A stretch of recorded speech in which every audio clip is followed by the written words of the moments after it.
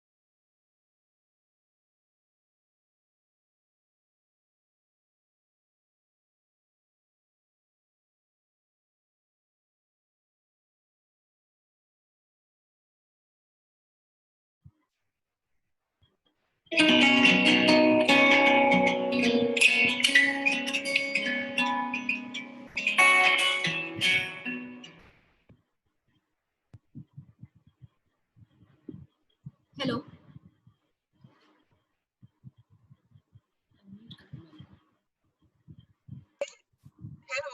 Hello. Hello, Can ma'am. you hear? Yeah, yeah. Hello, madam. Welcome, ma'am. Welcome. Thank you very much for inviting. Thank you. Welcome, ma'am. Thank you. Welcome, ma'am. Okay.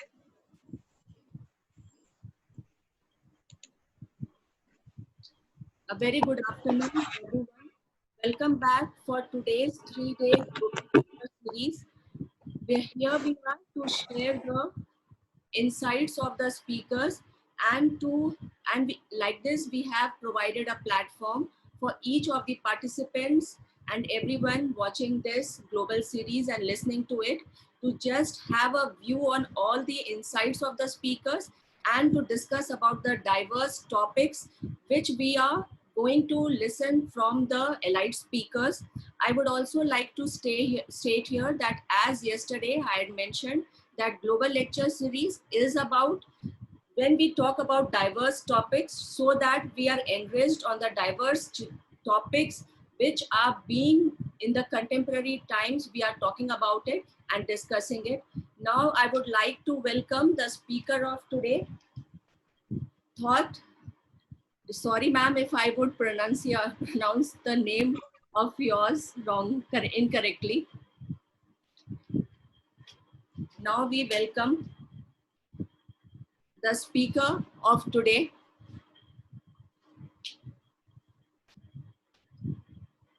Yes. Okay. So. I'm extremely privileged to have her with us. Let us give us a note of her biography. She is from Budapest, Hungary. She is working in the ELTE Social and Economic History PhD department, Budapest Clio Institute. She had done her PhD in 2004 from Lund University.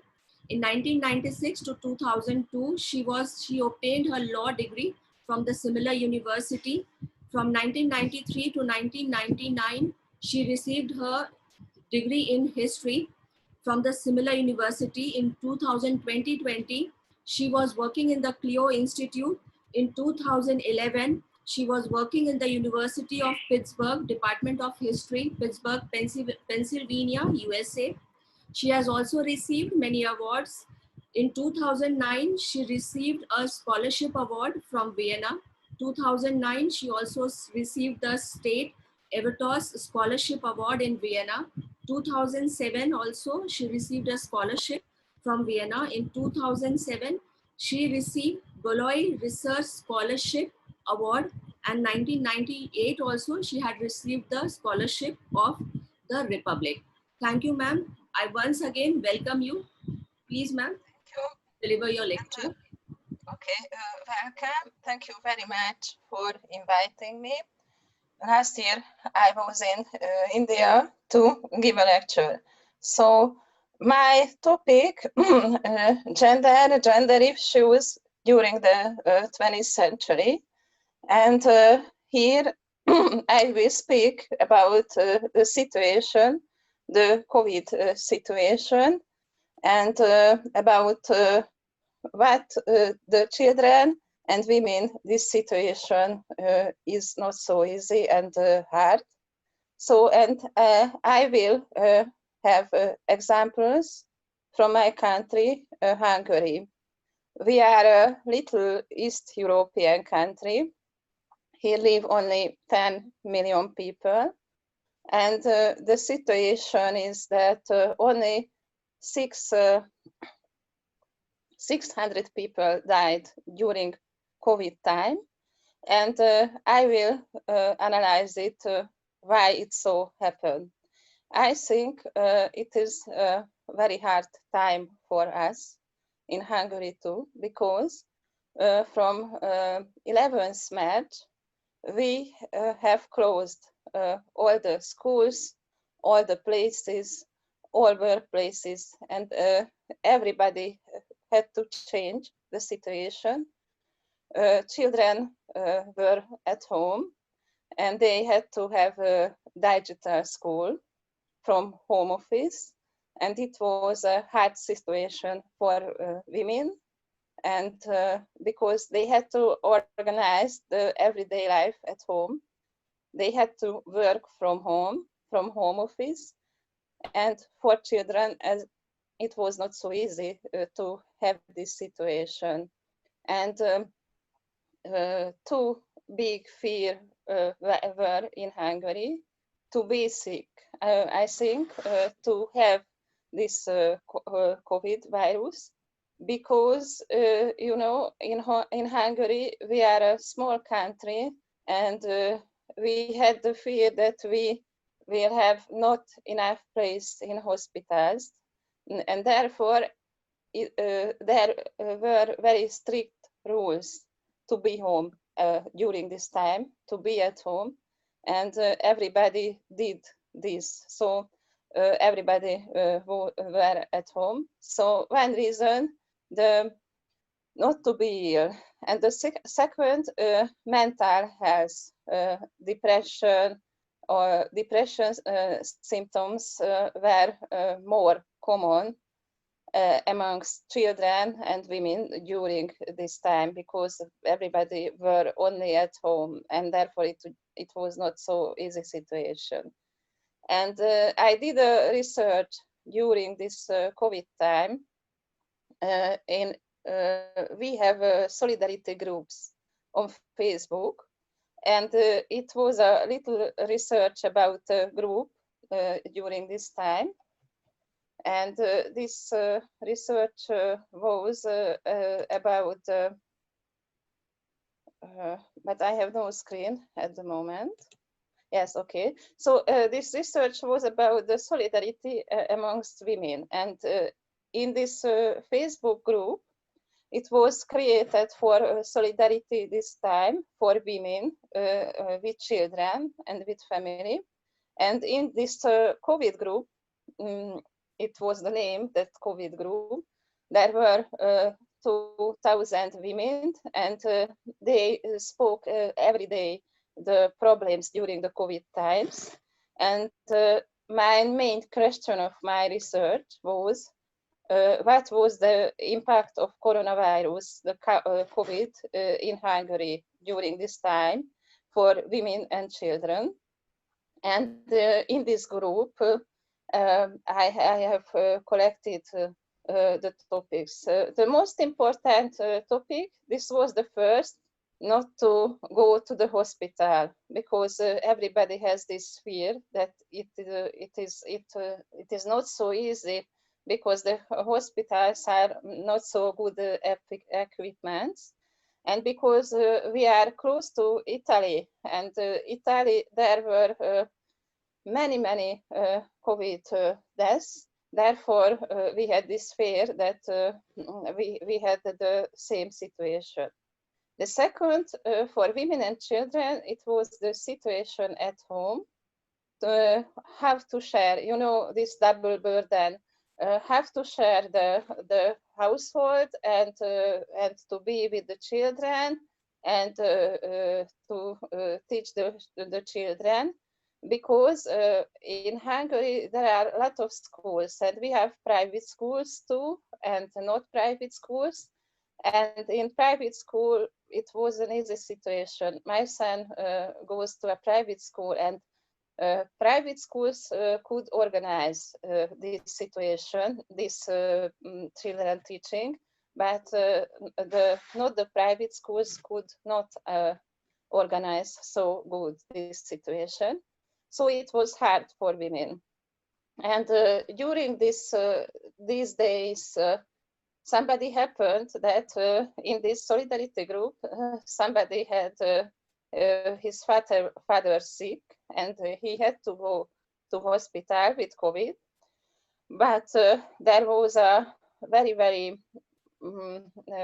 strong connection in this group. It means that everybody prayed for this family, and it is a good story because after the COVID virus, the father could go home. And the third reason, it was a topic too in this group, that we have a BCG vaccination. It is not about the COVID situation. It in Hungary, this BCG from 1948. It is a obligatory vaccination, so every children have to have this vaccination. And there were topics about this in Hungarian press too, and I wrote an article about this topic too, that this BCG vaccine, only 600 people died during the coronavirus time.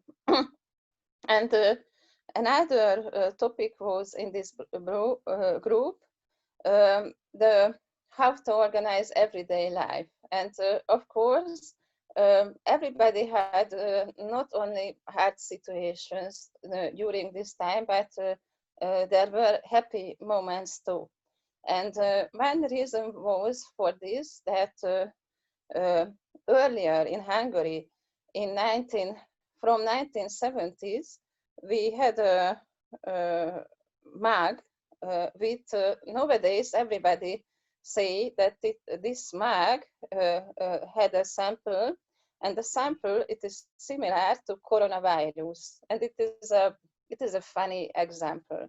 And that time, before coronavirus, this mug was very popular, and everybody told that this mug with this red points, it is similar to sun. And after the coronavirus, everybody thought that it is similar to coronavirus sample, but it was only a joke.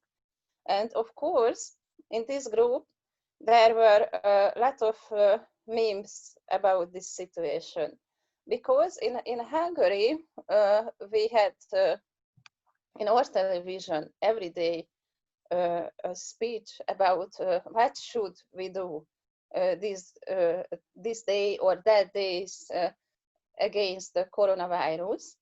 And we had a doctor, and she told every day, it was very basic and practical, saying that wash your hand and so on. And this doctor has interesting and funny examples too. And it is important to our topic because this doctor, she has children and family, and therefore she could help for women to have good advices for this time.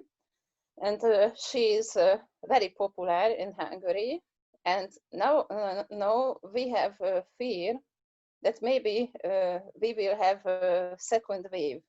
And we have this fear, but everybody in this group too tell that, okay, but we have fortune because we have this good doctor, and she will help us during these hard times. In Hungary, we have nothing special. I think aromatherapy or something like that. We drink some special drinks against the coronavirus. Only mask wearing. Mask wearing is obligatory nowadays too, if you travel or go shopping.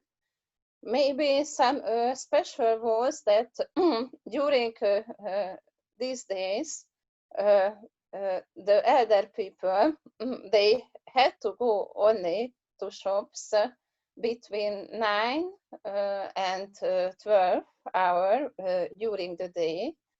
And this restriction was for not to be sick, the elder people. And it was a hard time for families because we couldn't meet each other with the other relatives. It was obligatory, but we did that, and it was not so easy because, you know, in Hungary we have very strict family bonds with grandmothers and grandfathers. And for example, in my family, normal time, we meet each other very common with my mom. But during these days, no. And we have to organize this situation because my mom live alone, and to have her foods and I and my son, we organized it by sending foods and fruits, and therefore it was not so easy. Another important topic was the body issue. You know, in Hungary, it is very important for women to be beautiful, and every salon's closed, so the beauty salons, and therefore it was not so easy to organize what should we do, and therefore, for example, in this group, I have some impressions that there were prisoners, and they went to the flats to the people, but it was hidden, so it was not so common. And one more important issue was the time. So the time we lost in this time. So because you know, in Hungary, everybody ran, everybody has to do something every day. We organized not only the work but the whole life, to do everything. For example, to go fitness after the work. And during this time, swimming pools are closed, fitness rooms are closed, and therefore we had to have not this running lifestyle to live, but to be much more slower.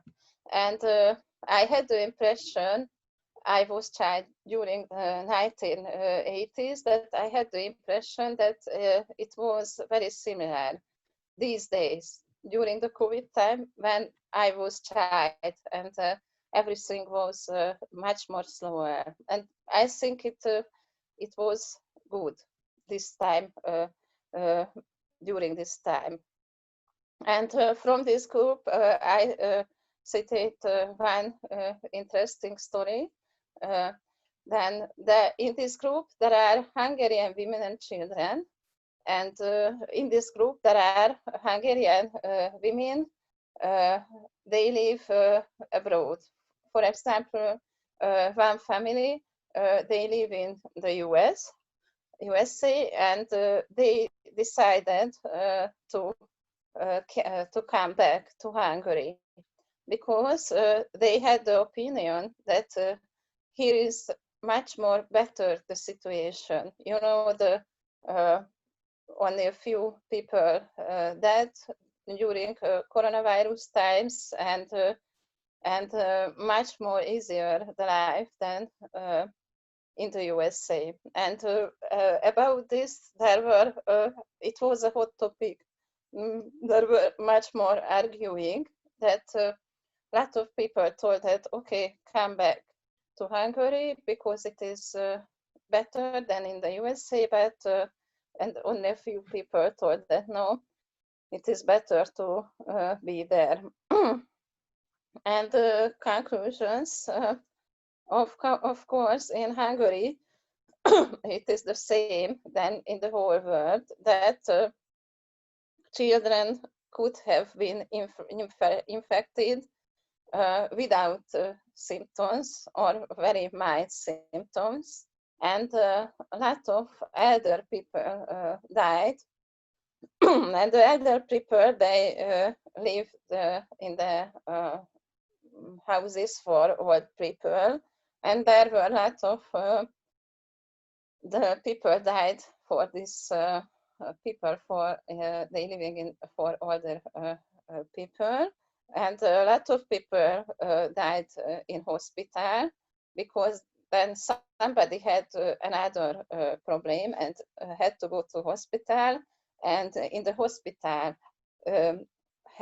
he had the coronavirus, and more people died during COVID time than worked in a hospital, and during her work she was infected. And I have to emphasize that a little bit more women had this COVID virus in Hungary than men. And it is connected to because in the elder population in Hungary we have more women than men, and men and women had same fears with coronavirus situation. So I think we are very strict. I think that we have fear, and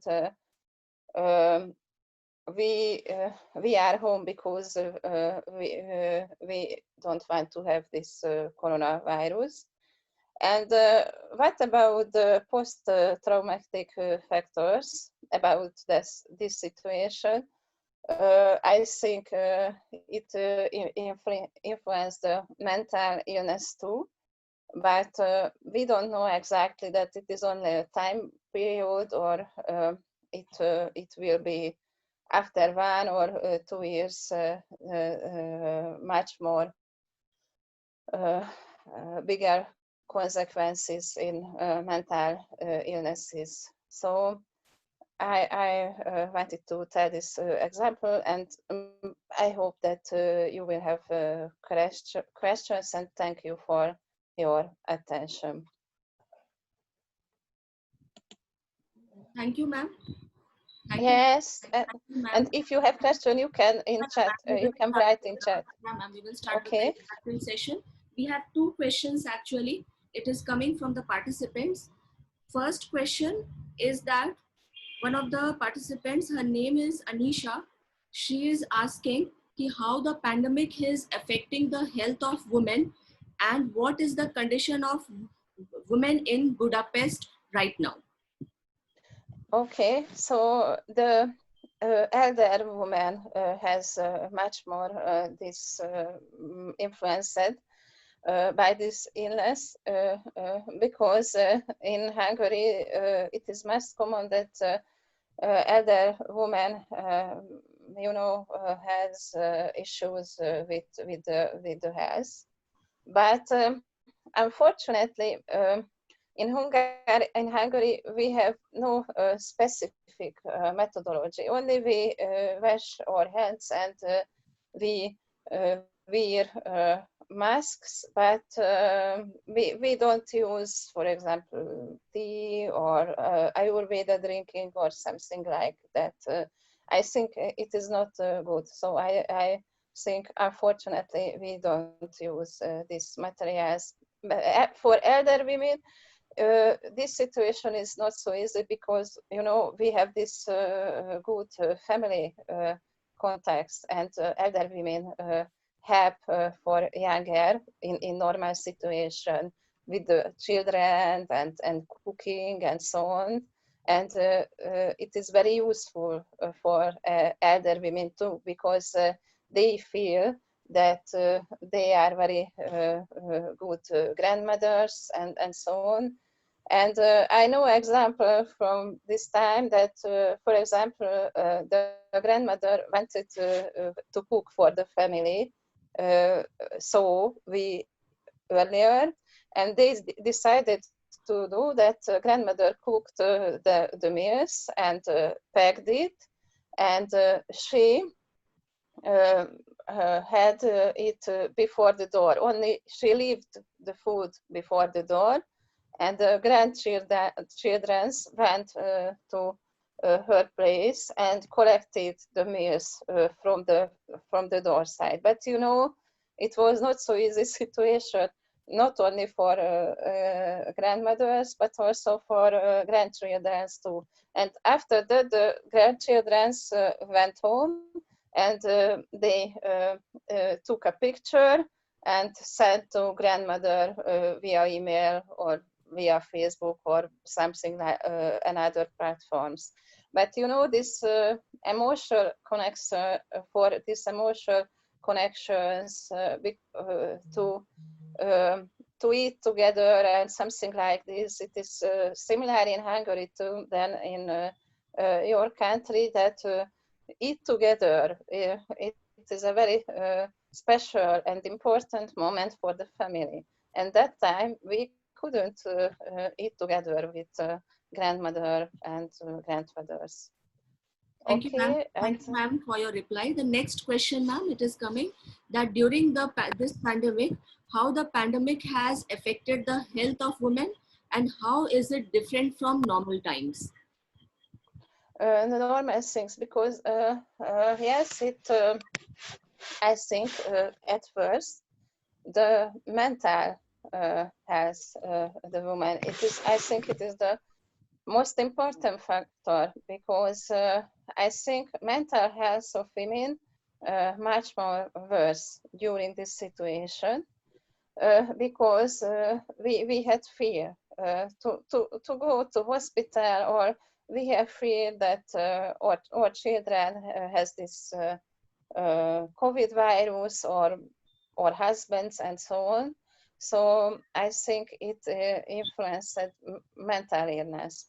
And in normal times, I think women had more opportunity to go to beauty salons and to speak with friends in beauty salons, or to go for a massage, to have relax after the work, because in Hungary the most part of women work, that everybody, I think the active women, everybody has to work, and therefore we have this double burden. Then we work, and after that at home we organize the family life. But during the normal times, normal situation, we have opportunity to relax after this double burden, to go to beauty salons, or to for a massage, or we have solidarity groups too. For example, we have groups when we have a book, and every month we read a book, and after that we read the book, we speak about in a group about this book. It can be popular books too, but you know, in this situation every group closed, we have only have this opportunity to speak in this way during the computer, and I think it was not so easy that we don't have the personal contacts. For example, we could speak about books during a virtual groups too, but it is not the same experience. Then we meet each other and we can speak to each other personal. So it happened. So Thank you, ma'am. Thank you for your reply. okay. Thank you, ma'am, for being with us and sharing your Okay. valuable insights with us. And I will be looking forward for collaborating with you in the near future also. Thank you, ma'am. Okay, okay, I accept, and thank you very much, and it was my pleasure. Bye bye. Bye bye, ma'am. Bye bye.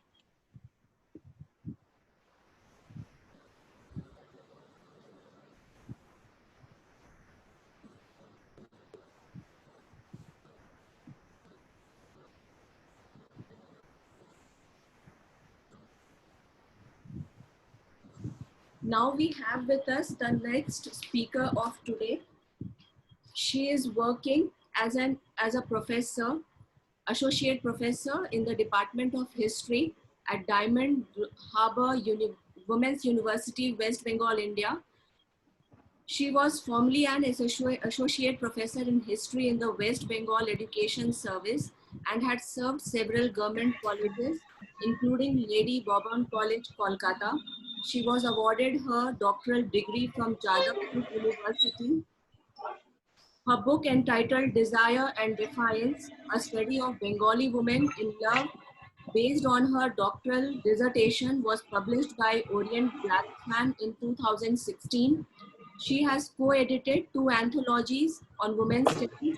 She completed a UGC-sponsored research project on a leader of women's own television, mega serials, and Bengali women in contemporary Kolkata. She is currently co-editing her story for Professor Geraldine Forbes. Her research interests include the social history of colonial Bengal with a focus on social reform, women's everyday lives, violence, love, and leisure. She is also interested in women's writings. Dr. Bandyopadhyay has presented papers in many international and national conferences. She has also published a large number of articles in journals and edited volumes. She has also completed research projects and monographs. She has guided PhD and MPhil students and is also a member of several professional bodies. Now I would like to welcome Aparna ma'am to please deliver her speech. Thank you, Dr. Tanuja Kumari. Do you hear me? Yeah, ma'am, you are audible. Okay. Good evening, everybody, and a very warm thanks to Dr. Tanuja Kumari, Head of the Department of History, SSLNT Mahila Mahavidyalaya, Dhanbad. And my heartfelt thanks are also due to Dr. Sharmila Rani, Principal Ma'am of this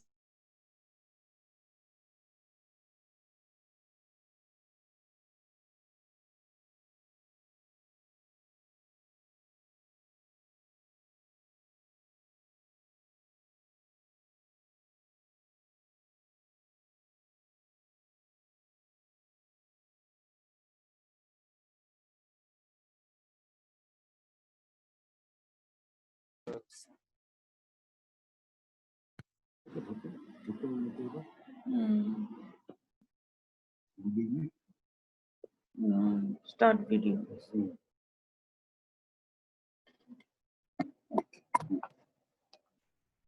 Yes. Good evening. Good evening. So actually it's the afternoon. So good afternoon, everybody. And a very warm thank you to Dr. Tanuja Kumari, Head of the Department of History, SSLNT Mahila Mahavidyalaya, Dhanbad. My heartfelt thanks are also due to Dr. Sharmila Rani, Principal Madam of this college. Thank you all once again for inviting me to be a part of this very prestigious global lecture series. Today, I'll be speaking on women's fiction as a source of intimate history, perspectives from colonial Bengal. In this presentation, I will attempt to bring to light the intimate lives of respectable elite Hindu and Brahmin women in colonial Bengal. I will try to explore their mindscapes, unearth their emotional turbulence, dilemmas, their everyday acts of resistance, and also find out what they expected from conjugality, felt about widowhood and remarriage, and how they reacted to the violence that generally pervaded conjugal intimacy.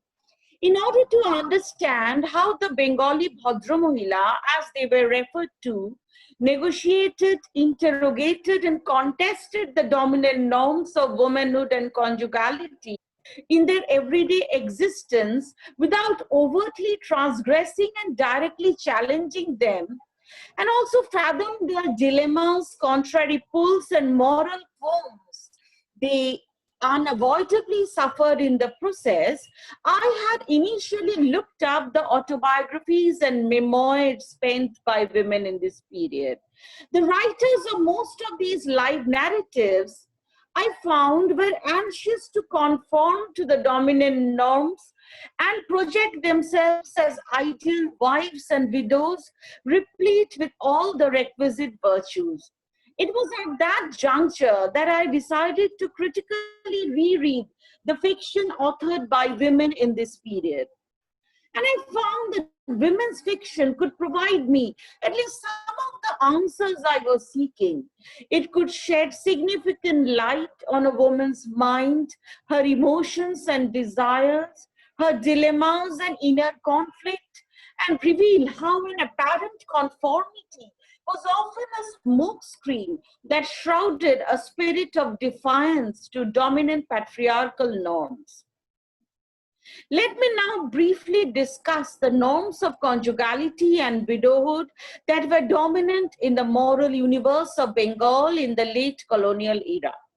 Traditional Hindu society upheld the norms of a woman's premarital chastity, of a non-elective, non-dissoluble marriage, preferably contracted at the woman's infancy, and predicated on the wife's monogamy and her unconditional fidelity to her husband. A widow was expected to remain committed to her deceased husband till her own death, and remarriage of widows remains an outrageous proposition even after its legalization in 1856. A widow was expected to practice austere celibacy and stay away from all that was auspicious and desire-evoking. These norms were sought to be ideologically reinforced and to some extent refashioned by a section of the Bengali intelligentsia since the later decades of the 19th century, through tracts and treatises and also through didactic fiction. Virtues and values imbibed from the West, thanks to exposure to Western education, were considered by many historians to be integral to this process of refashioning. Partha Chatterjee, for instance, has drawn attention to the conscious attempt of the Bengali intelligentsia to selectively appropriate the Western virtues of orderly, aesthetic, and thrifty management of the domestic space and combine these with the traditional virtues of spirituality, leading to the icon of the new woman.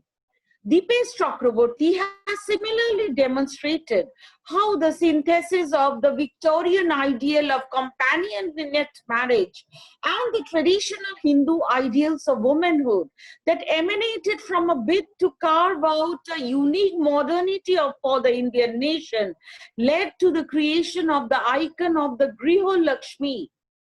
Shambhav Roy Choudhury, Meredith Borthwick, Judith Walsh, and several other historians have drawn attention to the unprecedented importance attached to the Western ideals of romantic conjugal life and the wife roles as the enlightened companion and the helpmeet of her husband, all supposedly inspired by the West. While there was undoubtedly a conscious process of appropriation of Western virtues, my own readings of the available tracts and treatises reveal that the novelty of the new woman was at best cosmetic and superficial. In initial writings, especially those by Brahmo reformers, the virtues of Shukho or conjugal companionship were at times highlighted, supposedly under the under the influence of Victorian notions of companionate marriage. With education administered within a women-specific curriculum considered a prerequisite for women to fulfill the intellectual needs of their husbands. Eventually, a non-elective, indissoluble conjugality imbued with mandatory love and respect for the husband, irrespective of the latter's merits and without any expectation of reciprocity, began to be obsessively harped upon by an articulate intelligentsia, availing the burgeoning print media for self-expression. Such a model of conjugality was upheld, interestingly, both by the reformist Hindus, that is the Brahmos, and also the non-Brahmo Hindus. Now, did women abide by these norms unquestioningly? As I have said earlier, women's autobiographies were a great disappointment for me. No widow revealed in her memoir the agonies of deprivation, cravings for love and fulfillment beyond her fractured conjugality, and her dissatisfaction with her singled existence, with a repressive regime of do's and don'ts. Evidently, revealing one's dissatisfaction or one's socially forbidden desires to the public eye was incompatible with one's respectability. And none of these women who had penned their own life narratives could violate this basic premise of their social existence.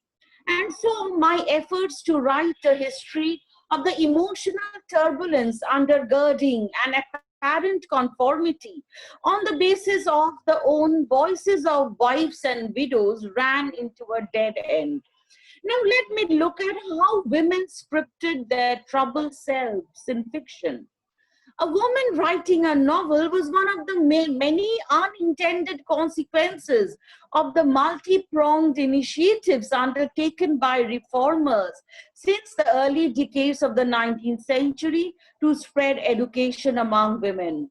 Reformers wanted to educate women to make them better wives, better mothers, and better homemakers. They said to prescribe the kind of books that women ought to read. Novels were clearly a taboo on account of their allegedly sympathetic portrayal of women in love and their individualistic self-assertion. Women, interestingly, not only defied the patriarchal diktats by reading novels, but also writing them. And writing and publishing a novel were undoubtedly acts that catapulted women into the public domain, a fact that was not really welcome to the reformers who had made it clear that education was not meant to equip women for a professional career. Women contributed in no small way to the tremendous efflorescence of Bengali literature that marked the later decades of the 19th century and the early decades of the 20th century too. Women novelists such as Swarna Kumari Devi, Anurupa Devi, Nirupama Devi, Shoilabala Ghosh Jaya, Ashalata Singho, Shanta Devi, Shita Devi, and Shorashbala Boshu all earned remarkable popularity in their own time.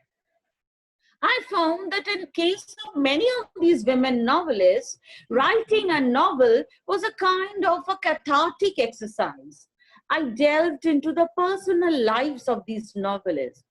I found that many of them suffered a deeply troubled existence, even though they appeared to conform to patriarchal norms in their quotidian lives, and the fiction penned by them bore the imprints of their inner turmoil.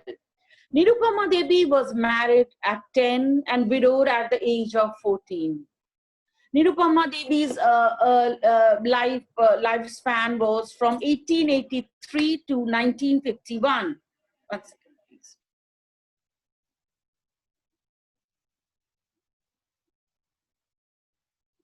Nirupama not only abstained from remarriage despite its legalization in 1856, but also scrupulously observed the restrictive norms of widowhood all her life. She is known to have attracted the affection of the famous novelist Sharat Chandra Chattopadhyay. Nirupama's immediate post-widowhood years were spent in Bhagalpur, Bihar, and Sharat Chandra, then a budding writer, was a cynosure of the literary circle of this town. A friend of Nirupama's brother Vibhuti Bhushan Bhatto, Sharat Chandra was a regular visitor to their house. It was largely on Sharat Chandra's encouragement that Nirupama began writing. Sharat Chandra reportedly fell in love with her, and it was Nirupama's rude rebuff that is known to have changed the course of Sharat Chandra's life. He exiled himself to Burma, and his literary career is supposed to have gained momentum here. Sharat Chandra and Nirupama seem to have been in touch with each other in their later years, at least through letters. Years rolled by, and while Sharat Chandra attained the height of recognition and popularity, Nirupama also carved out a niche for herself in the literary arena of Bengal. Nirupama's creativity, however, was eventually overpowered by an obsessive preoccupation with worship and ritual, a fact that Sharat Chandra was to bemoan over and over again. Interestingly, while Nirupama had reportedly requested Sharat Chandra not to write about widows, a request that the latter did not honor, Nirupama herself could not eschew the themes of widowhood and remarriage in her novels. Practicing a life of self-denial herself, Nirupama was evidently not so sure about denying her widowed protagonists the fulfillment of their desires. A woman's right to love and remarry were evidently issues that deeply plagued Nirupama within. And beneath the veneer of conformity and an austere religiosity, there probably lurked an intensely troubled mind. This child widow's novels probably served as a safety valve for the release and relief of her inner turmoil, a turmoil that was evidently characteristic of many other women who were torn between their desires and the anxiety to conform to societal expectations. In Annapurna Mandir, that is Annapurna's temple, published in 1913. This is not Nirupama Devi's first published novel. The main protagonist was Shoti, who had been married to a polygamous old Kulin and was widowed soon after. She was eventually driven to such a state of drudgery that she had to commit suicide. However, on the eve of her tryst with death, she declared unabashed in a letter to Visheshwar, the man who had refused to marry her earlier, that she had always loved him, and Visheshwar's failure to reciprocate her feelings was responsible for her present plight. The female protagonist of Nirupama's short story Prayaschitta, means penance. This was written in 1970. The female protagonist was Niroja, and Niroja was forced into an arranged marriage by her grandfather at her infancy. She became a widow a few months after her marriage. Shortly after this, her parents relocated to Calcutta and Niroja was admitted to school. All the markers of widowhood were erased from her life. Years later, she came to know one Mohit. They fell in love with each other and got married, defying the objections raised by their respective families. Niroja, however, was not destined to enjoy lasting conjugal bliss.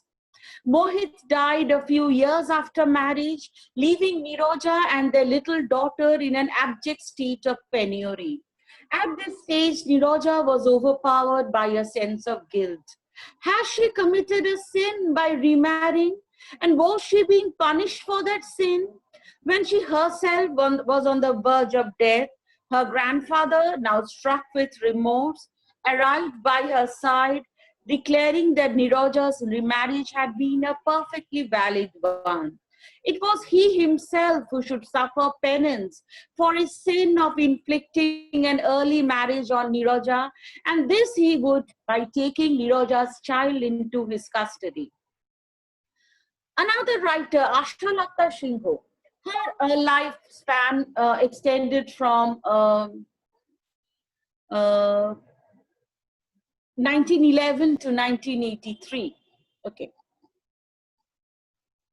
Ashalata Shingho was in love with Hemendra Lal Rai, but marriage was denied by their respective families on account of caste differences.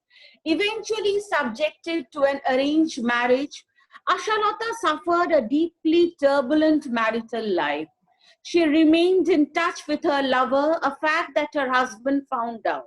Humiliated and oppressed in many ways, she tried to break away and even made several failed attempts at suicide. There was no escape for her, however, and she had to eventually settle down with her husband and in-laws. Making her debut in the literary arena at the age of 16 with Amita Prem, means Amita's romance. This was written in 1934. A romance that created quite a stir in contemporary literary circles. Ashalata persisted in her literary pursuits for some years in face of tremendous hostility from her marital family. She stopped writing fiction at the age of 26, and in her later life, she became an ascetic, assuming the title of Ashapuri. Romance triumphing over obstacles and finally culminating in a happy marriage was a major trope of several novels penned by this unhappy author. These obstacles might be external, familial resistance, as in Swayamvar, or an inner psychological impasse, as in Amita Prem. Ultimately, however, love soared over all hurdles, a triumph her own life had failed to achieve. In Amita Prem, notwithstanding the happy ending, a stark contrast to her own failed romance, the autobiographical element was fairly pronounced. Amita was an exceptionally erudite, talented, and precocious young woman like Ashalata herself, and this romance was probably modeled on her own courtship with Hemendra Lal Rai. Denied fulfillment in her own life, Ashalata sought fulfillment through fiction, a psychological process that could be designated as counterfactuality. And in this way, she protested against patriarchal attempts to enfetter a woman's mind and body. Ashalata also explored in several of her novels the predicament of a wife torn between her own desires, her sense of right and wrong, and the qualities of unquestioning loyalty and self-surrender expected of her. In several of her novels, such as Nutanodhyay, that is New Chapter, Jibondhara, that is Flow of Life, B.A. Pore, After Marriage, College May, College Girl, Krondosi, Krondosi is, actually I forgot the meaning. All these were written around the 1930s. The female protagonist was initially unable to adjust with her husband and in-laws, but she eventually arrived at the realization, at times prodded by her senior relatives and well-wishers, that it was the duty of her wife to surrender her selfhood, her individualism, her sense of right and wrong to her husband and her marital family. Komala of Nutanodhyay had loved her brother's friend Shiveshwar before marriage, but circumstances did not permit their union. Eventually entering an arranged marriage with Bijoy, Komala realized that Shiveshwar continued to pervade her mind and that there was little she could offer to her husband emotionally or otherwise. Her father-in-law's death and Bijoy's illness made her realize her mistake and forcibly she forcibly wiped out Shibeshore's memories from her mind and thus tried to embark on a new phase of her life. Aisha of Jibondhara had been averse to the idea of romance and courtship before marriage and had spurned Debesh, who was in love with her. Enamored of the ideology of Shotipto, of a wife's unquestioning surrender and loyalty to her husband, she entered an arranged marriage with a man hailing from a rural aristocratic family. After marriage, her husband's gruffness and insensitivity and the oppressive atmosphere in her marital household so shocked Aisha that she found it impossible to live up to her self-imposed commitment to the ideals of Shotipto and Patibroto, that is, the wifely virtues of chastity and fidelity to her husband. When she could make it no longer, she returned to her parents, only to be reminded by her father and other relatives that she could not retrace her steps once she had tied the knot. The marriage bond was indissoluble, and she had no other option at that juncture but to go back to her husband. It was a woman's duty, she was taught, to efface her selfhood and surrender herself unquestioningly to her husband and her marital family. Aisha did so, but her earlier exuberance and naive expectations had been replaced by a stoical acceptance of existing circumstances. She realized rather painfully that she had sought love and understanding, even though she had not admitted it, and her quest would remain unfulfilled in this life.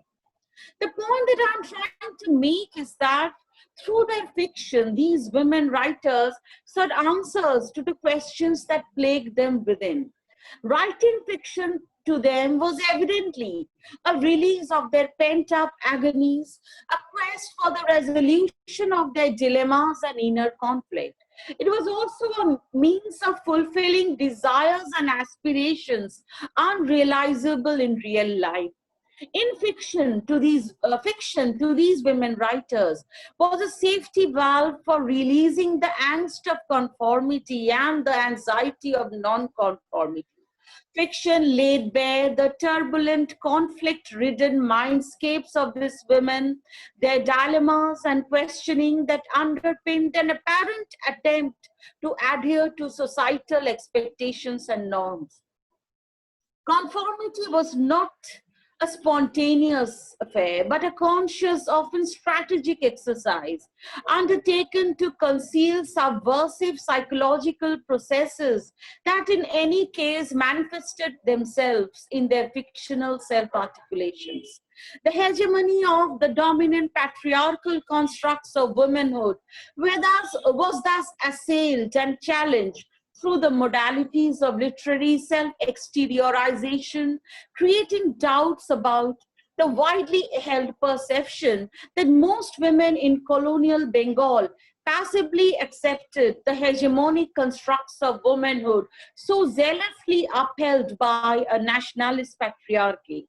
Now let me move on to the depiction of marital violence in women's novels. Marital violence was fairly endemic in colonial Bengal. Newspapers regularly reported gruesome incidents of violence perpetrated by a woman's husband. Killing of wives was almost a daily occurrence. A few of these incidents of homicide caused considerable stir in contemporary society.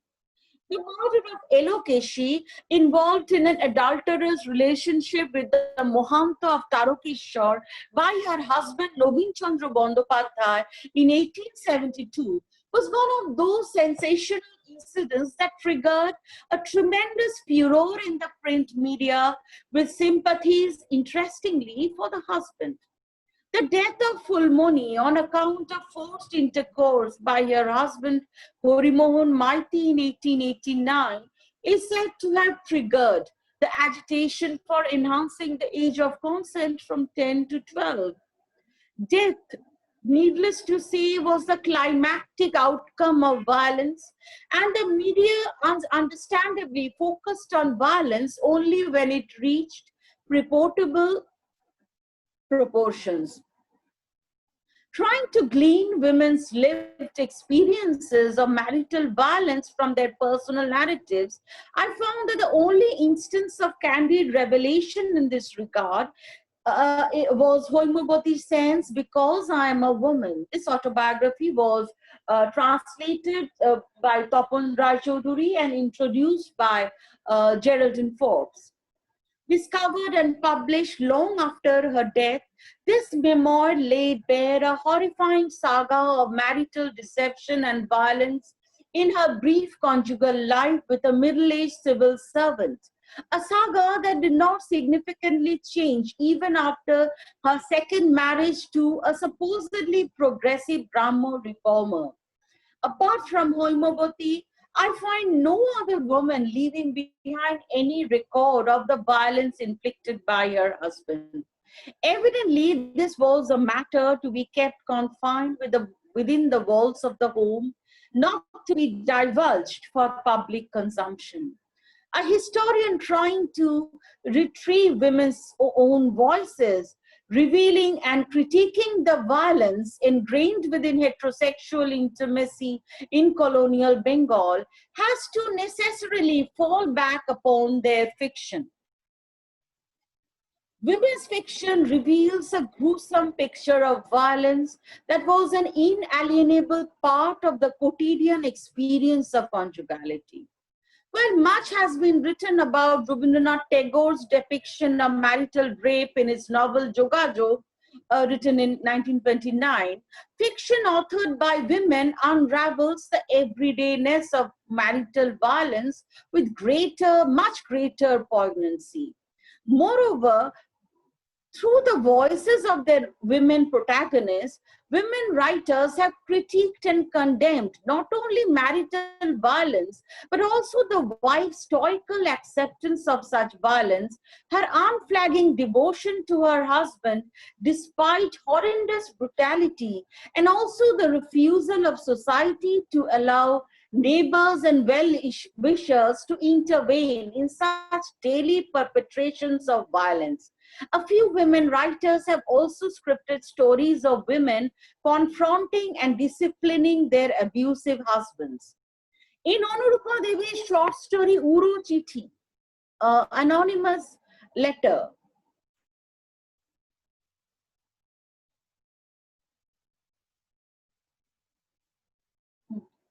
the date of publication is not known. The leading protagonist was Omia, a teenager with a sharp intellect whose skepticism about marriage was to a large extent can you hear me? Is it okay?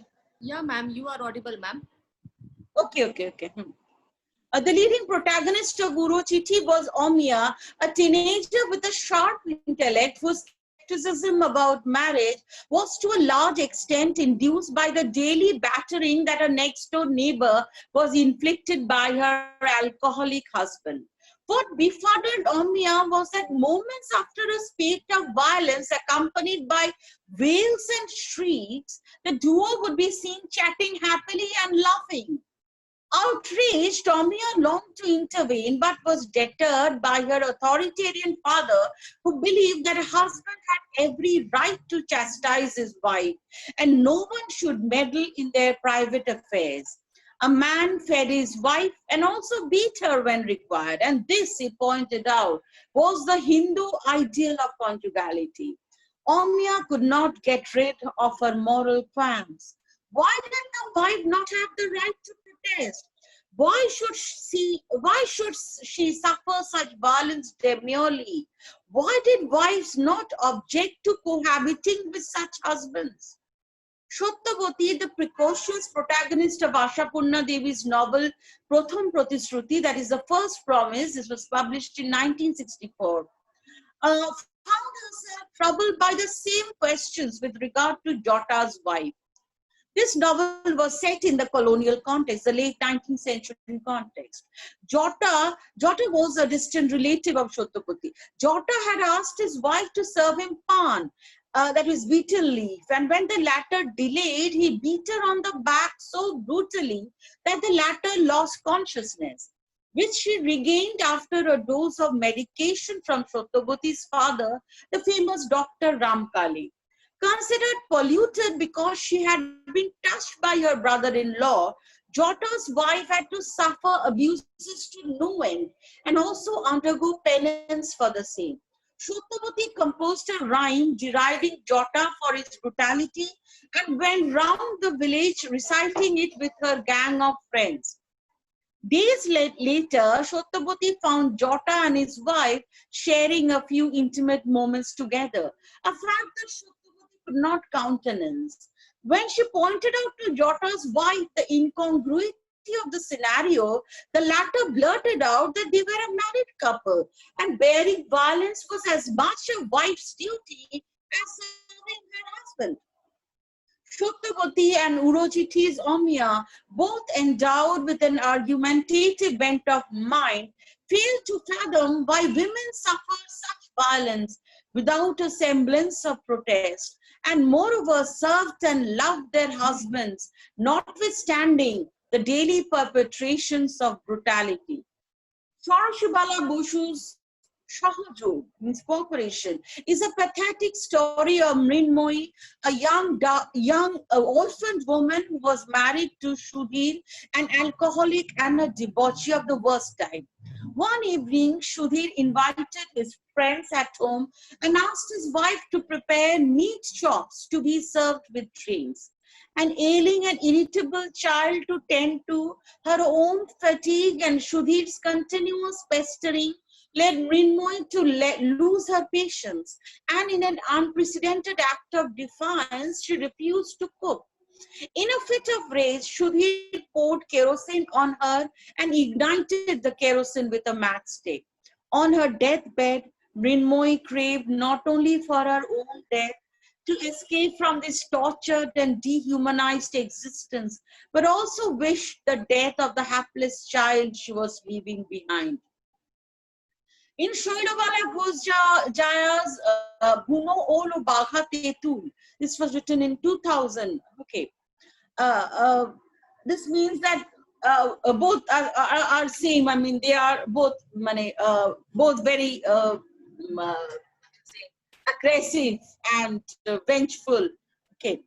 Buno Olo Bagha Tetul. This is a very common Bengali proverb. Means one who can give, who will give tit for tat. Okay. An alcoholic, in this story, there's an alcoholic magistrate's wife who refused to take matters lying down.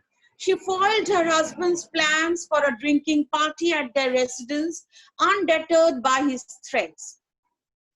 When her husband had a garden house to host such parties, she herself marched to the venue and threatened to walk into the party and call it off in the middle if her husband did not return home immediately. The magistrate was forced to return and had to forego his drinking sessions. While this woman could effectively bring her husband to size, fictional testimony suggests that most women suffer torment and abuse without protest and stoically accepted violence as an inalienable aspect of their daily existence.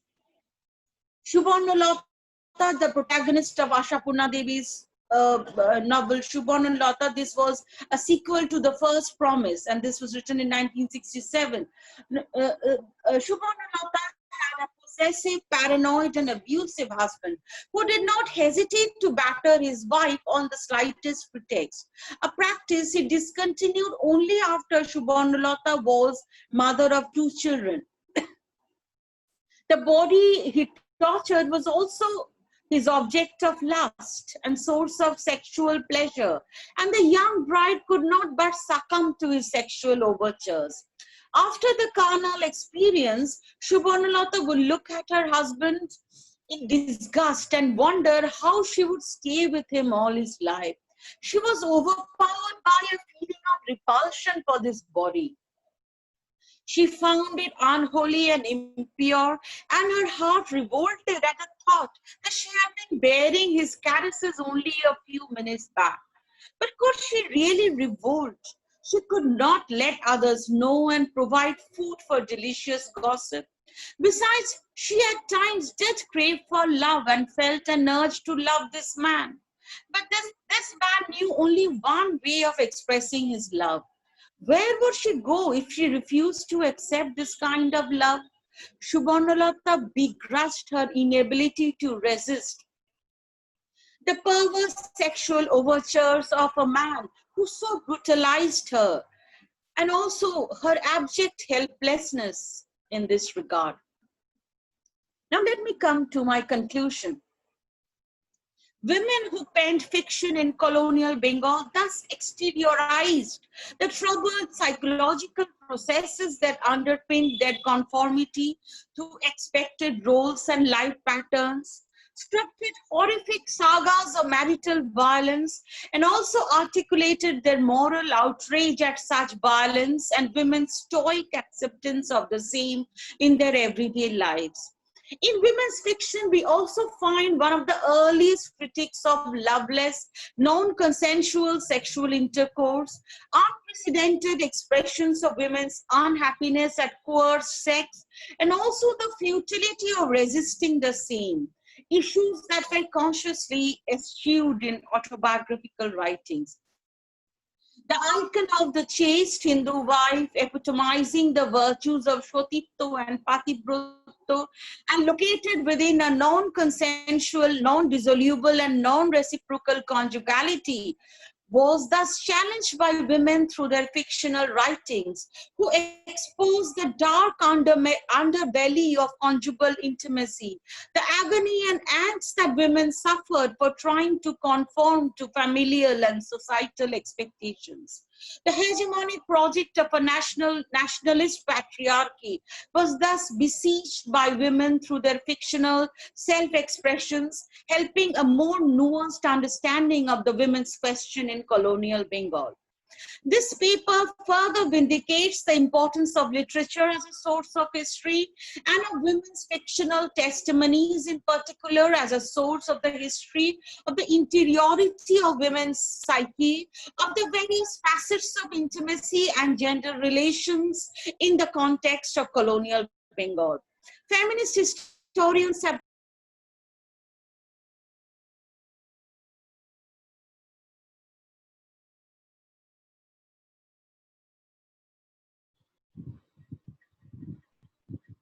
Hello. Hello. Hello.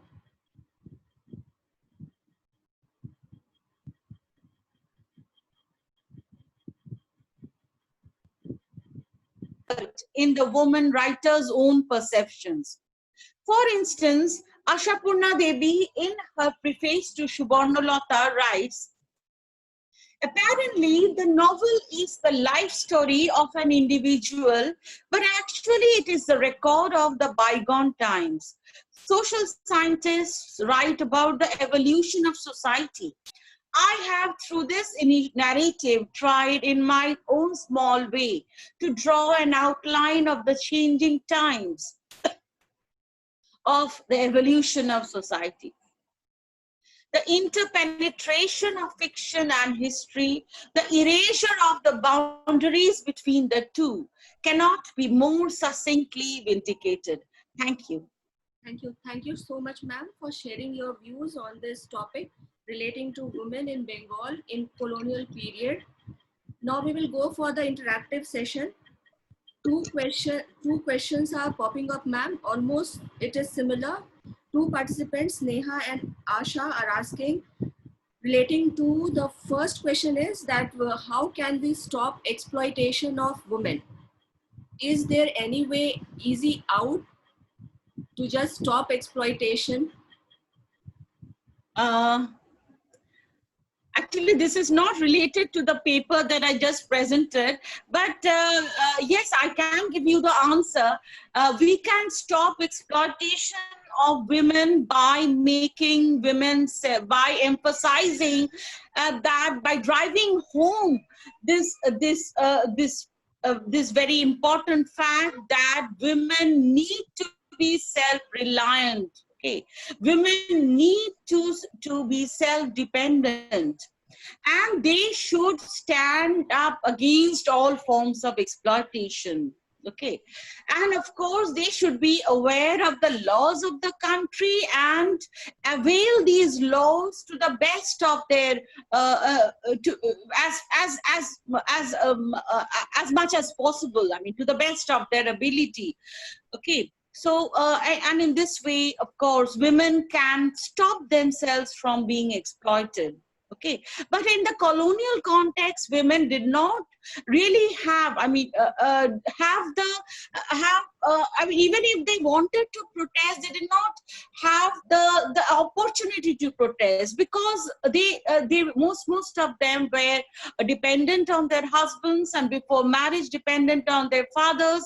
They had no home of their own, no income of their own, and besides, the laws of the land were not really women friendly.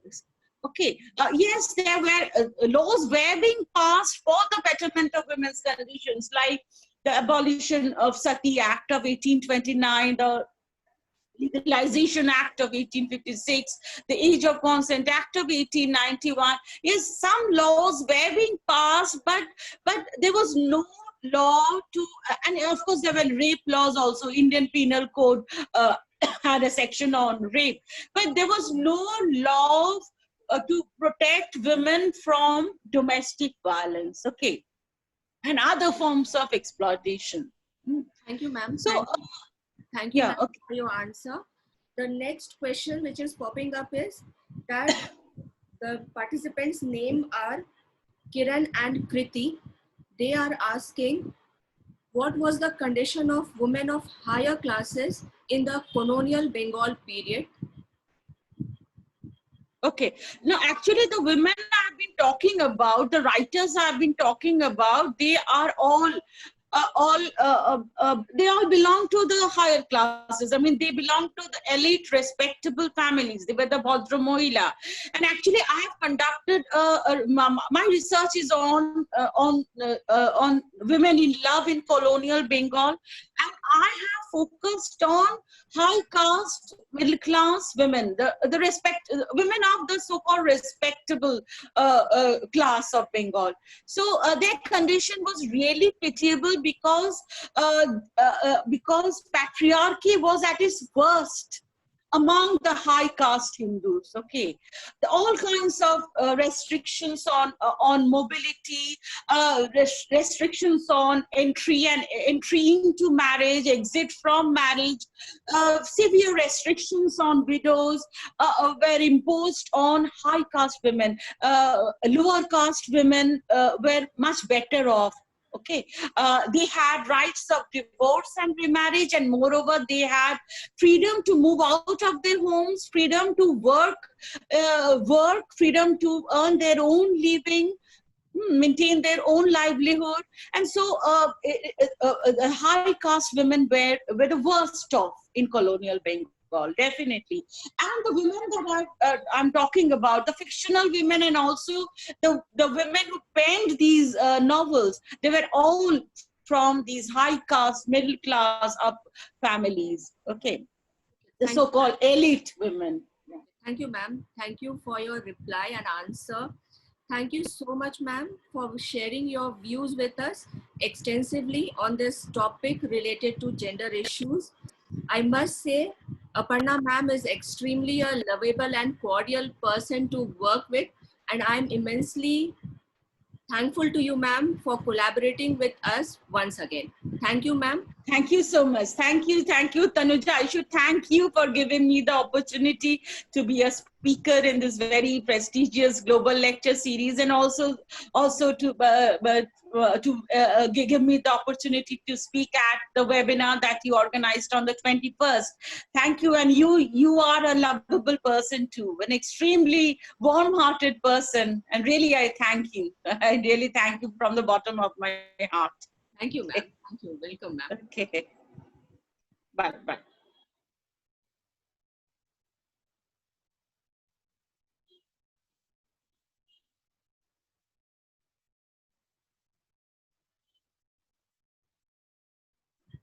Now we have with us an invitee speaker, Dr. Sujala D. Shetty.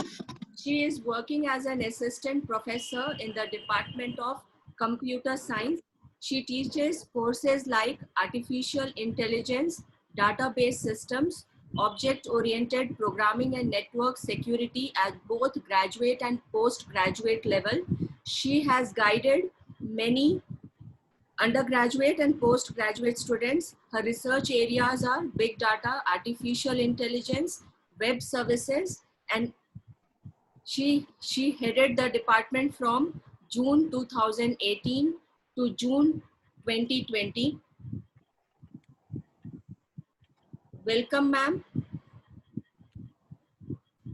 Please do deliver your speech, ma'am, your lecture. Yeah, thank you, Dr. Tanuja. So can I share my screen? Yeah, ma'am. Okay, I'll just share my screen.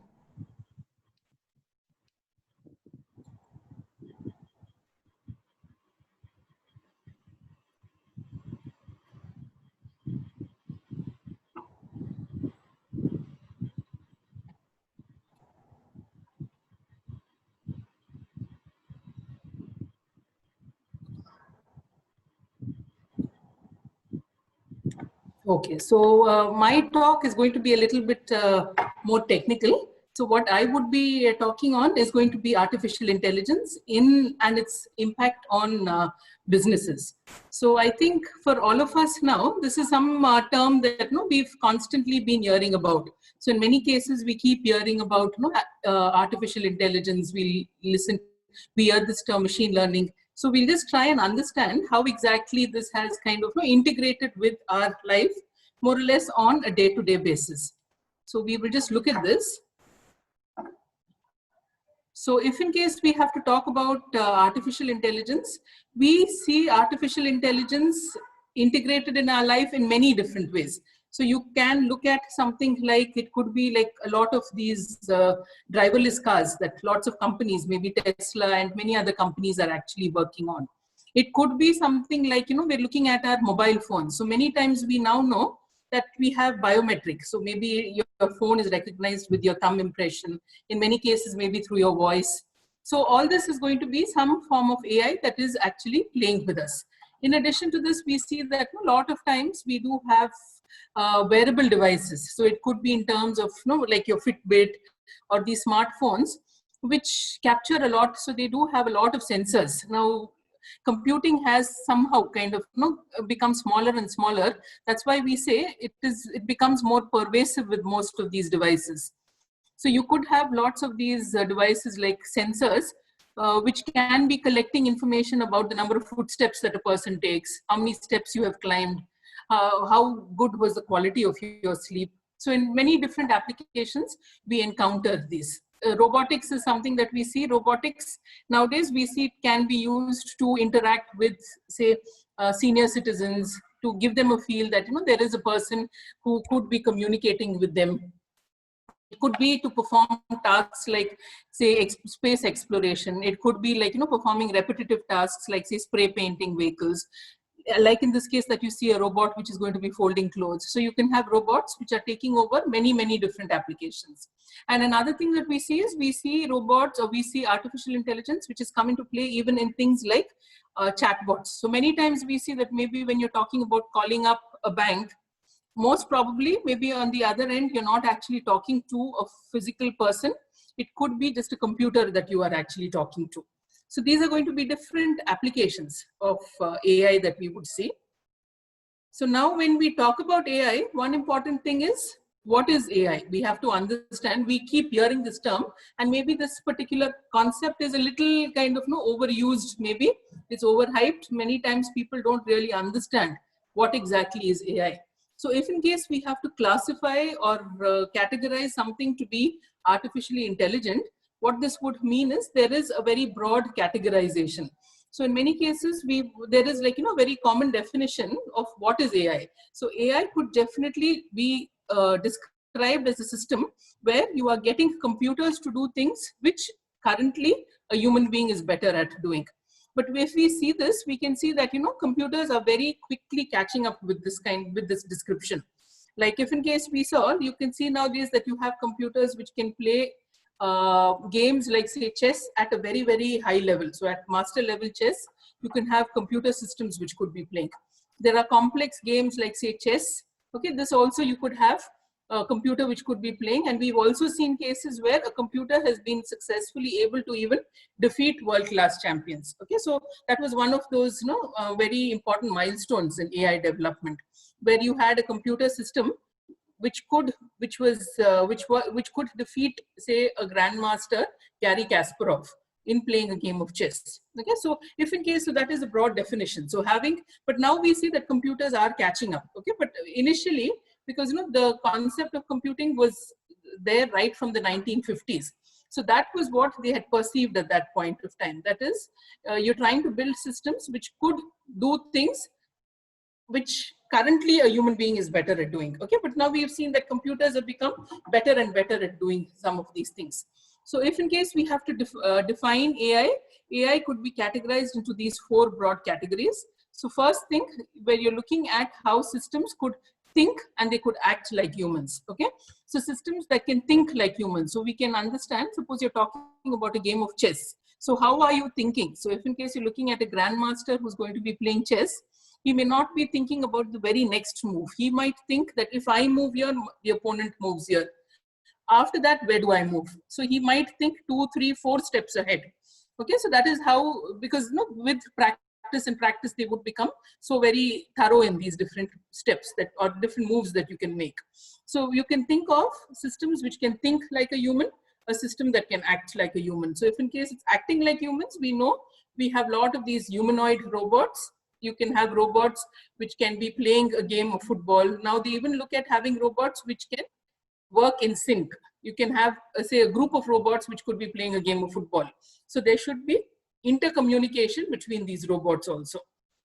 In addition to this, you can even have rationality when you're thinking about it.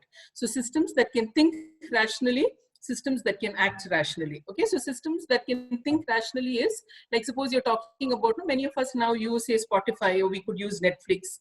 So you could have these kind of a recommender systems, or even if you're doing some shopping on Amazon, you have these things which would be recommending to you. So these are going to be thinking rationally. So given your choice, what are going to be the most possible things that are similar to your choice?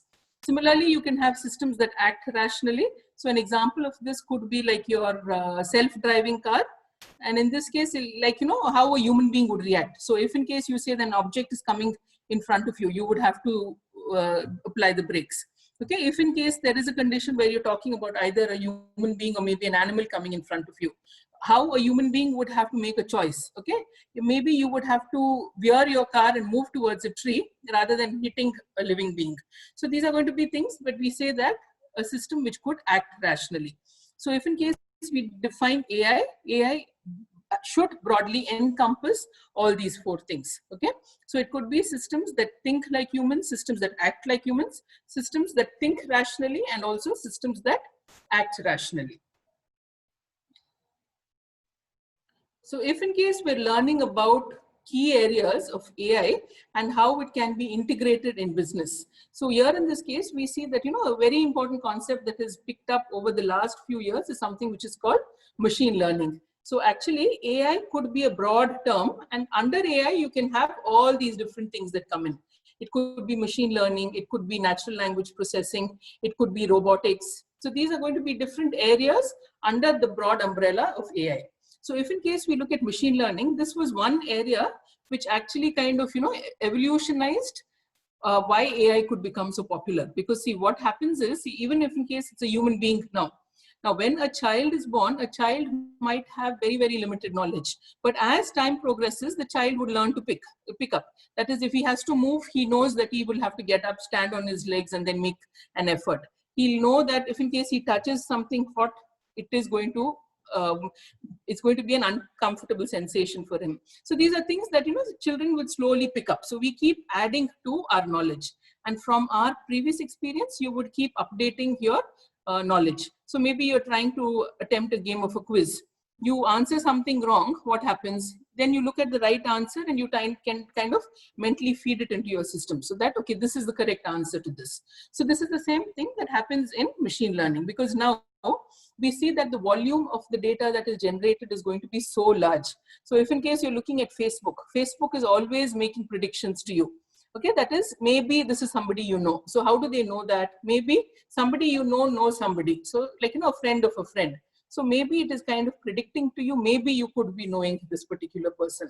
So what happens over here, it cannot be things which can be hard coded and you're saying that 2 into 2 is 4. Okay, everything cannot be fed into a computer because the volume of data is so huge. So it becomes very, very essential that a computer should be able to learn by itself. So this becomes a very, very important concept, which we call machine learning. Okay, so this is one of the key areas that you have for business. So we'll just come to another important area that we have, which is going to be natural language processing. So we know that language is something that has always got ambiguity. Okay, so if in case I use a word good, I can be using, say, a good movie, it could be a good novel, it could be good food, okay, it could be with different contexts. So you might have to understand the context in which you are talking, you might have to understand the meaning of the word, okay, in what context you are going to be talking. So there is going to be, so language naturally is something that is very complex even for a human being. But nowadays we see that, there is a lot of work that has gone on to NLP, and people have learned that there is a kind of a certain structure. Okay, that language could be broken down into words. You can look at relationship between these words. So when we look at natural language processing, this is another very, very important area where there has been a lot of work that has gone on. So you can have some things like systems like chatbots. You can have systems like language translation that can happen. So many times in Google also we can type, and then we see that Google will translate maybe from English to Spanish, English to Japanese. Okay, so we can understand the complexity of this. But still, because of the big progress that we have in AI research that has gone on, so we have access to huge volumes of data. We have good algorithms which are available, and also we have good processing systems. Okay, so cloud-based systems are there. You have very fast, high-end systems. So because of this, it has become possible to actually train your machine and develop or work on this field of machine learning. So if in case we come to AI, which can be used for businesses, right? So if in case we look at this, we can see that when we're talking about business, there are different areas that we could actually be touching upon. So one important area could be decision making. You could have supply chain, you could have AI, which is used in our mobile phones, okay, customer relations, recruitment, and cybersecurity. So we will cover each one of these briefly. We will just see the application of AI in each of these areas. So if in case we're looking at AI in decision making, okay, so what happens is, see, in any organization, data becomes very, very crucial for coming up with a good decision. Okay, like say, suppose you're talking about something like, maybe a stock prediction kind of a website. So in this case, how do you predict the price of a stock? You must have information. Okay, maybe information like the global scenario. It could be the price of oil. It could be the price of gold. It could be the forex or the dollar exchange rate, and the historical data. So once you have this volume of data that is available, then we must have appropriate algorithms. So now there is a lot of algorithms which can actually work with all this data that is available in the background, and it can come up with predictions. So this is something, because, see, whenever you're talking about decision making, it has to be very informed decision making, and it cannot be something that is, just done intuitively. So this was something that is seen to be very, very important in the process of businesses. So you can have lots of times huge volumes of data are there. You can have systems which can analyze this data.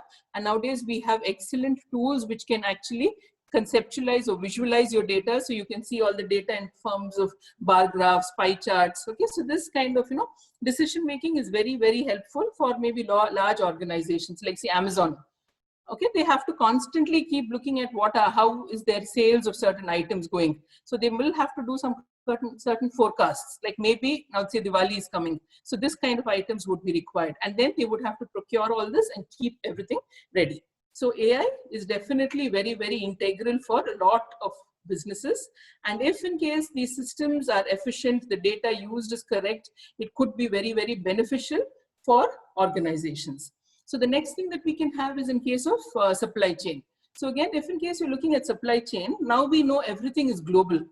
So you can have now maybe we have issues with China, but until recently, there were so many different items and so many companies which were dependent on input that was coming in from China. So even if in case you're looking at the assembly of a car, the car might require many different parts. Okay, so maybe if in case you're talking about a Japanese car, maybe the engine is theirs, but again, they might need seats, they will need foam, they will need cushion, they will need rubber, and so many other things that are going to be required. So when you're talking about supply chains, all these different items would have to be reaching a particular place at correct times. Fine, because it doesn't make sense. Like say, suppose you're talking about rubber, you will not procure rubber and keep it for the next 8 or 10 years. You will have to procure as and how you require, because again, storage of it is requires space. Okay, that again, time is going to be money that is involved. Items can degrade over time. Especially when you're looking at supply chain, it could be in terms of perishable items, like say like in your supermarkets, when you keep replenishing items. It could be milk products, it could be fruits, vegetables. Things have a shelf life, so you have to maintain this. So this becomes another very, very important area where AI has come into the picture. So in many cases, we see that there are lots of hospitals, maybe some hospitals in the UK also, where you can have say medicines which can have say tags on them. So there could be RFID tags, and within the system itself. So say suppose the insulin now in the hospital, if the stock reduces, there are programs which such that invoice or a notice can be sent to a manager informing that this stock is falling, kindly replenish it. So these are going to be different kinds of applications that we see over here. The next thing that we see is AI in mobile. So this is something that is very commonly used by all of us. We might be using tools like, say Siri to ask something. So you see that, that interaction of almost having a human being in the other end is there. You can have tools like, you can have a lot of these software tools which are going to be available. Like I said, like your fitness apps which are available. This is available again on your mobile. Lot of apps which are available. So even if in case we look at WhatsApp, which is very commonly used, we see that WhatsApp will also be a kind of a system or a application that is built on your phone. But again, in many of these cases, many of these applications, there is again intelligence built in. Like say, suppose you're looking at something like say Uber, you're trying to order an Uber. When you're ordering Uber, what happens? Again, there is something that is going on in the background. Okay, so maybe they're going to be mapping with all the different drivers. Who's the closest driver available? He's going to be sent to you. So for all this again, that optimization and things like that, again, AI is going to be used, because very rarely is it going to be a human being who will be sitting and doing all this. It is going to be machines which are going to be, which are available at the background. In addition to this, we have customer relations. So we know, okay, so many times suddenly maybe in the night you realize that, a particular transaction that you were trying to buy did not go through, and then you're scared. So you try to contact your bank, it might be 12:30 in the night. So maybe most probably a human being may not really be available. But if in case you're talking about chatbots, these chatbots could be 24/7 available. Okay, so in many cases, there could be a front end that you could have, which is going to be a completely a chatbot. So maybe at the back end, you can have maybe the customer service. It can be a call center which works 24/7 with limited people. So the first level of interaction might most probably be a chatbot. And this chatbot will give you different options. So it will say, are you calling for, say renewing your card for this A, B, C, D option? And depending upon that, it will then connect you to the corresponding person at the other end. So in many cases, this kind of customer relations, many times any kind of troubleshooting, all this could be happening by the use of so it becomes very important that, you're suddenly at a point of when you're at panic, you need someone to interact with. So in many cases, lots of organizations have seen that it becomes very, very useful to have an AI system over there, okay? Because it will never happen that you call somebody and nobody picks up the phone, okay? Here you will have a chatbot, and it might at least say, okay, kindly register your complaint tomorrow morning, somebody will get back to you, or somebody will get back to you at the earliest. Okay, coming to your recruitment process. Nowadays, what happens is, suppose you're looking at a big company, say maybe something like, say, Google or Microsoft. Okay, you might have, maybe every day they could be getting thousands of applications. So to have a human being actually physically going through these applications may become almost impossible. So in many such cases, what happens is they do have say machine learning applications itself, which can read through this unstructured data. Okay, so it could be reading through this text document. It'll then look for keywords. Okay, it'll look at maybe his qualifications, his experience. It'll look for important things, pick it up, put it into the database, and then maybe rank the person so that it will become very important, easy for the recruitment managers. Okay, a lot of these cases may be filtered by your machines itself. They might reject a lot of different applications. In addition, you can even have AI systems which could be performing kind of, the first level interview with the person. So they could be having this kind of psychometric analysis. So maybe they will be having an interaction with the person. They might see how a particular person is reacting, how does he answer certain questions, so things like this. So in this case, what would happen over here is, because you're interacting with a machine, a person also might become a little bit more comfortable to open up certain things, and the machine has a lot of ways in which it can identify. Like if in case you all have heard of IBM, IBM is also big time into this field of AI. So they have what is called IBM Watson, and in IBM Watson they have certain services which does this kind of tone analysis, and it'll identify, does the person sound happy, is he sad, is he confused, is he tensed? Okay, so all this can be done by these AI systems. So last thing that we would have is AI, which could be used in cybersecurity. So again, when we're looking at cybersecurity, we know that cyber crime is something that is constantly happening. So again, if in case you're looking at this, again, you could have computers which could be trained over here. So in many cases, certain websites might be familiar, or they might be kind of malicious websites. So maybe many of these sites or many of these links that you have, they could have a kind of a pattern. So it would become easy to kind of identify. So even if in case you're looking at your emails, many times we see that certain suppose you're using Gmail. Gmail itself might categorize mail to be either spam and non-spam. If in case it identifies something to be spam, it will put it into your spam folder. So how does it do this? It does it because it knows it's looking for certain patterns in that mail. Okay, so certain kind of words, certain addresses, if the mail is from, it can identify it to be of type spam. So the same thing happens over here. You could have AI tools which can be used to identify certain links, certain keywords, certain patterns in the text, and then it can identify that this could be any kind of a security breach. So these are going to be different applications that we have for AI. So this is just to give you a flavor of what is AI, what are the different applications that we have. So in this case, so this is basically what I would just like to convey, because as of now, we keep hearing this term AI, and it is not that it is something that, will happen in the distant future. It is something which is very, very closely now linked with most of our lives. So we would see AI in different forms. Like we told you, it could be something as simple as a recommender system. You're doing some online shopping on Amazon. Now, most of us are doing online shopping. You're looking for something on Amazon, some kind of recommendation comes up to you. Okay, you're looking at many times you call up your bank, you're talking to an AI system. So many ways that you're looking at, you're trying to book an Uber.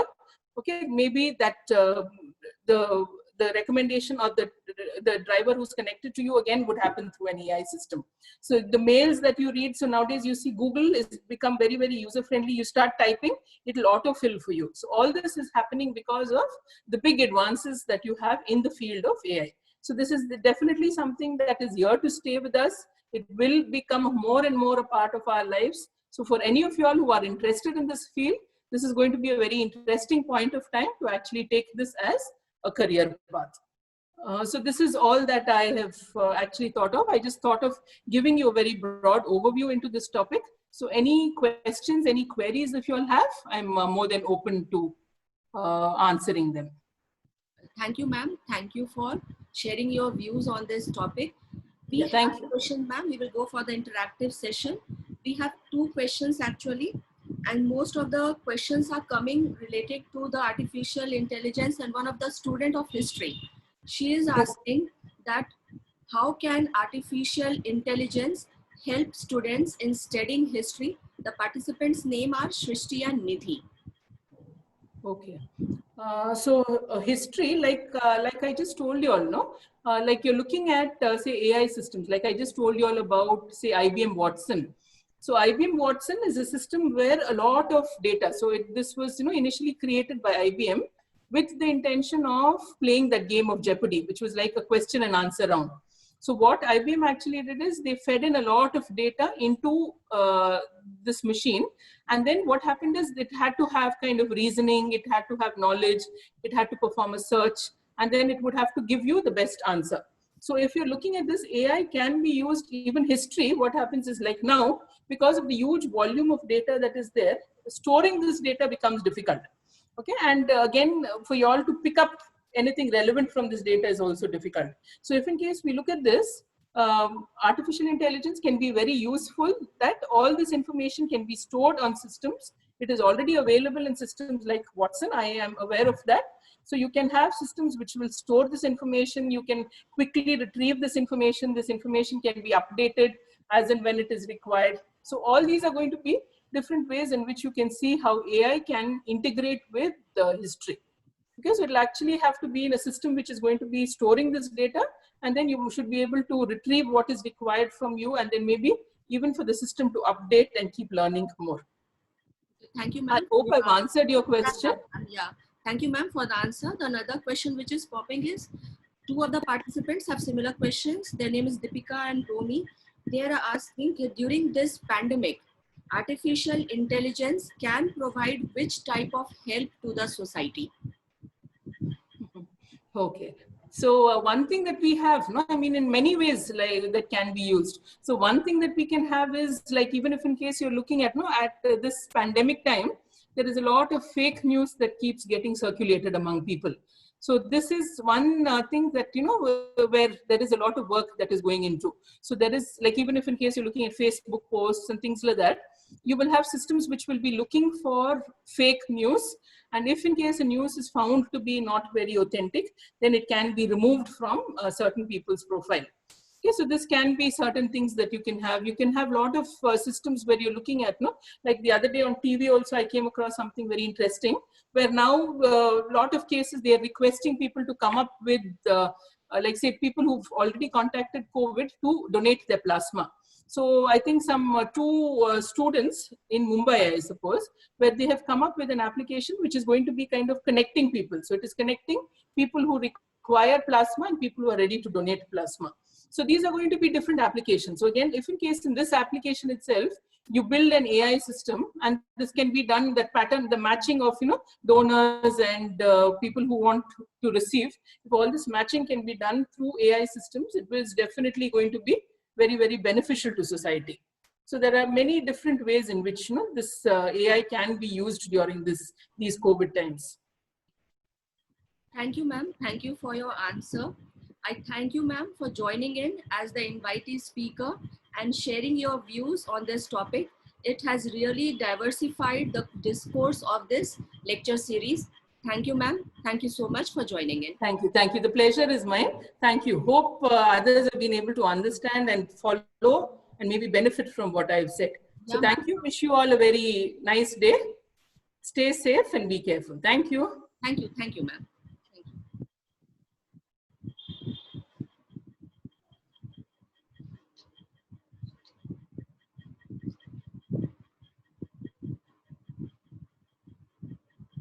I, Dr. Tanuja Kumari, as the organizing secretary of this 3-day global lecture series, would would like to thank the speakers of today, Thought Edza Sophia ma'am, Aparna Bandyopadhyay ma'am, and the invitee speaker of today, Sujala ma'am, for sharing their views and insights with us.